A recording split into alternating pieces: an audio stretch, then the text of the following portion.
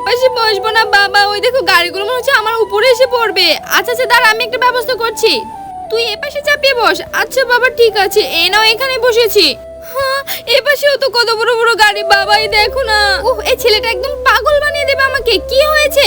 হ্যাঁ, গেটটাও তো একদম ঠিকঠাক আছে, এমন চিৎকার করছিস কেন? চুপচাপ বসে থাক, একদম মাঝখানে বস। ঠিক আছে বাবা। বাবা দুপাশেই তো গাড়ি, আমার ভীষণ ভয় লাগছে। হ্যাঁ, আমি থাকবো না ওখানে। আচ্ছা এই তুমি পেছনে যাও, বাবু সামনে আসুক, দেখ ভালোই লাগে না।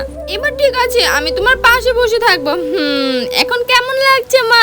তার আগে তুমি যদি শয়তানকে ঘৃণা করো আর তোমার মাকে মন থেকে ভালোবেসে থাকো, তাহলে ভিডিওটিতে একটি লাইক করে চ্যানেলটিকে সাবস্ক্রাইব করে দাও আর কমেন্ট বক্সে তোমার মায়ের জন্য এই ইমোজিটা কমেন্ট করে দাও। তখন তো আমি সামনে বসার জন্য দৌড়ে দৌড়ে গাড়ির কাছে এসেছিলাম, আমি উঠেও বসেছিলাম, কিন্তু মা আমাকে বসতে দেয়নি। মা আমাকে জোর করে নামিয়ে দিয়েছে ওখান থেকে, আর আমাকে পেছনের সিটে বসে দিয়ে নিজেকে সামনের সিটে বসেছিল। এখন আমি কেমন রিভেঞ্জ নিলাম? চুপ থাক তুই।